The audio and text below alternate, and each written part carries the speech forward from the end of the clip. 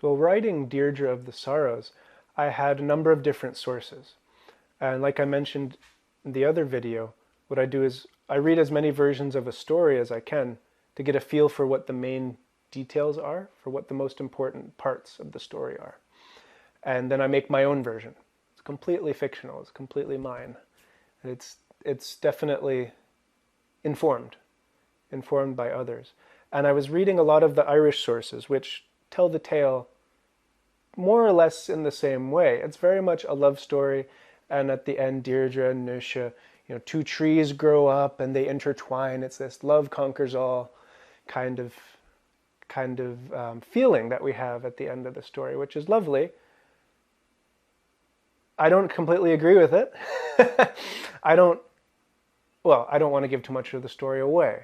So I'll in the book itself, I'll write a little bit at the end with some thoughts on just the theme and the overall message and things like that.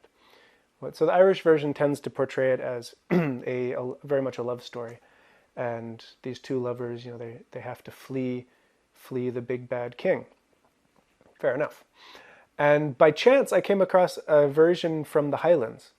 I was reading, I believe it was the Gaelic magazine, which is an old 19th century publication from Inverness, I believe, of all things Gaelic. And there was actually in this particular article, which was scanned, because right, these are over 100 years old, there was a story that I was looking at, and I was starting to think about how could I make this into a novel. So I was already thinking about another novel, and I came across this article about Deirdre in it. I thought, this is very interesting, and it was saying that there is actually a version of Deirdre of the Sorrows that was collected in the Highlands itself, in the Highlands and Islands of Scotland.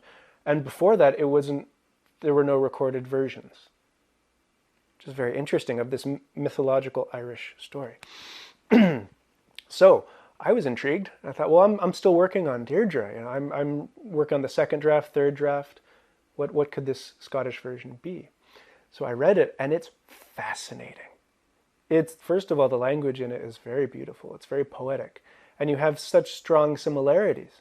Like a lot of these characters in these Celtic hero tales and mythological tales, they usually say bits of poetry.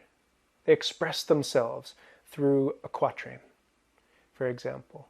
And it's, personally as a reader, I really enjoy that. So I found some interesting bits from the Scottish story that would really work in my version of Deirdre, something similar. And that ended up happening when Deirdre and Nuisha, when they leave Scotland. Deirdre has a little verse that she says expressing herself, which I thought that was very fitting. That felt very authentic. I was grateful for this Scottish version.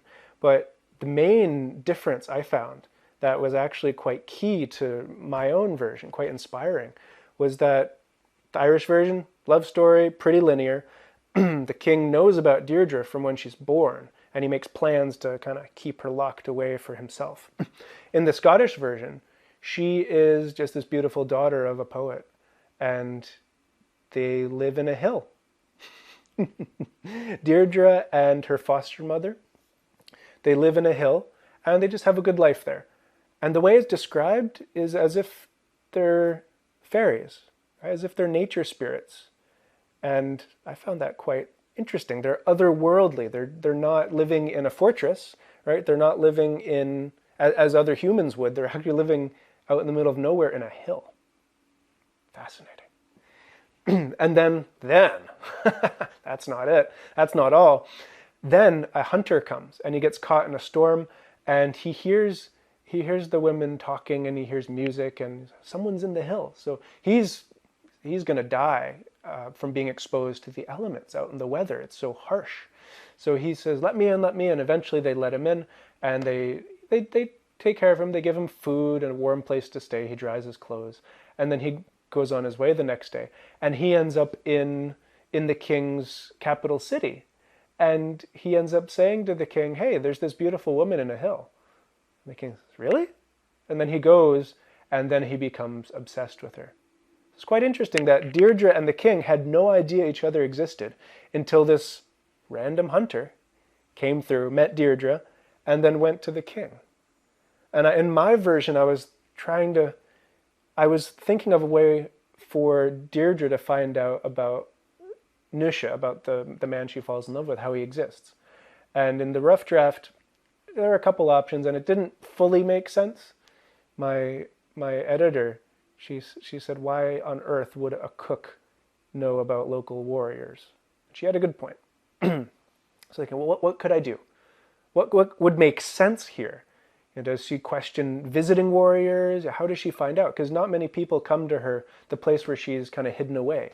She's just left out in the countryside until she becomes of age to marry the king. And after reading this Scottish Gaelic version of the story, I thought, the hunter. And that seemed to fit just right. So the draft right now, the version of the story of the novel that we have just now, has a hunter in it. So in a way, it's very much informed by the Irish versions, but it includes this very unique element from the Scottish Gaelic version of the story too. And I'm really pleased with how it turned out. This random hunter who comes through. I could definitely picture it as I wrote him in. So that's a bit about the two different kinds of sources I've been consulting, and a bit more about how I write.